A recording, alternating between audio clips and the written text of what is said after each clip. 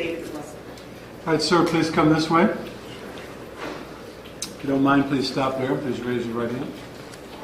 Right hand. Do you solemnly swear? It happens all the time. Do you solemnly swear you testify to the truth, the whole truth, and nothing but the truth, so help you God? All right.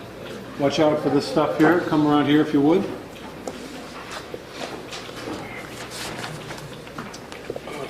Please have a seat there. Please speak in the microphone. Okay. Thank you, Ms. Royster. Thank you.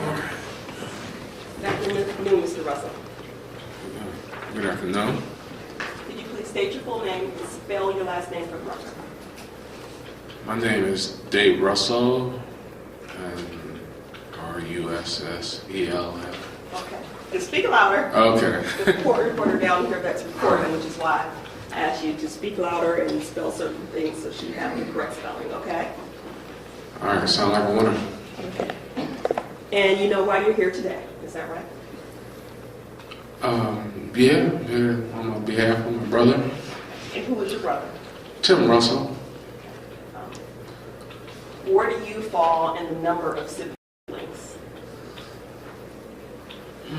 I'm the oldest brother. Your oldest brother? Okay. I got one older than me though, but I'm oldest of all my brothers up here. Okay.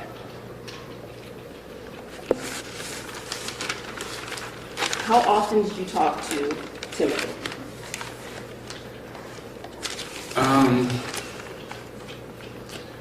Quite a bit. Matter of fact, I was helping him with his business. And what type of business was that? Best Choice Tub and Towel. Yeah. You used to work with him doing the tubs, correct? Right. Where do you currently work now? I work at Kia Bedford now. And the tub business that he did, was he proud of that business? Yeah, he was. He wanted to start his. He wanted the whole family to get involved in it, to be honest with you, but the family didn't seem to care for it too tough. What's the biggest tub job that he did? Well, the Radisson was one of the biggest ones he had. And which Radisson are you talking about? Where's that one at? Well, that one was like downtown here, right across the street from the Q. And that was the biggest job he did? Yes, it was. Did you help him with that job? Oh yeah, we got pictures of it. I think it's on your bulletin board. You got pictures of you doing that job? Oh yeah. Yeah? He was proud of that one. Did he get the job? Was he the one that got the contract? Yeah, it was a lot of people, I guess, bidded on it, but they seemed to like the way he was presenting it, how he presented it, so he got it for that reason.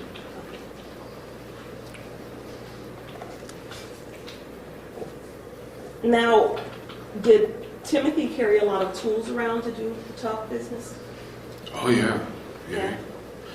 He kept stocking up on it. Every time he get low on something, he always go buy more of it. And it was a costly business, I have to admit. Putting the ads out and, going to the places. And most of the time I had to drive him there because he didn't have a car. And that's when I gave him the car he got shot in. I gave him that car. Okay. And you're talking about the blue Chevy Malibu? Right. Did you give it to him or did he buy it from you? He bought it. How much did he buy it for? I hate to say $600. Did you hate to say that? Yeah. An older car? Yeah, it's a Chevy Malibu. Was that your car before Timothy bought it from you? Yes, it was. How long did you have the car? I had the car for almost a year, I want to say. Did you have to do maintenance on that car? Oh yeah, I was fixing something on it. There was something wrong with it. The doors and stuff was acting up. I had to put a C-clamp on it. Did you put the C-clamp on it? Yes, I was the one that put the C-clamp on the door of that car. Couldn't keep it closed, so I just had to tie it up, wedge it up.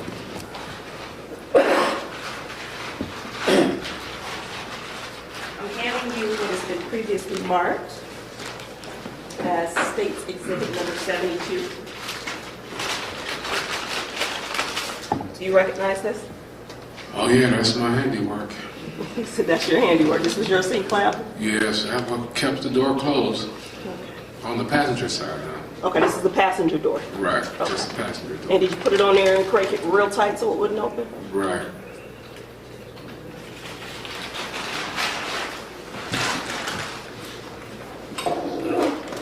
Now, what other things do you recall having to get fixed on that car, on the Chevy?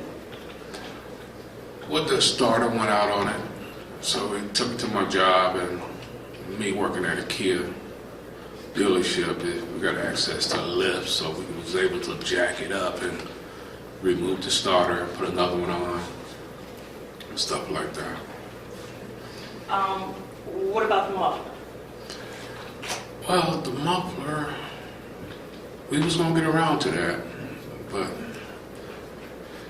you know, can't do everything in one day, you know. All right, so the muffler was bad too? Yeah, it was getting loud, Okay. but it was still kind of quiet, as long as you don't gun it too much, you know. Okay, so if you put some power to it, it would get loud. Yeah, it probably would get loud. Yeah. Okay. After you sold the Chevy to Timothy, did you continue to see Timothy when he was driving the Chevy? Oh yeah, yeah. He would come over to my house in it. And we had some issues with still with the car. You know, we had a lot of problems with it. Couldn't overfill it because it would leak gas. How did you ever hear the Chevy backfire? Not personally myself, but I had let another guy use it, and he claimed that it backfired. But I never seen it backfire or heard it backfire. You and Timothy, you know, you all used to drive the same? Well, he drives a little different from me.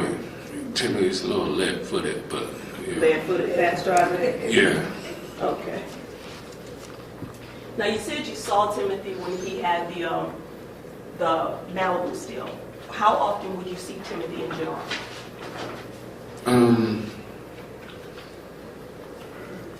I would say out of a week, I would probably see him about 5 days out of a week. So you saw him often. How often would you talk to him?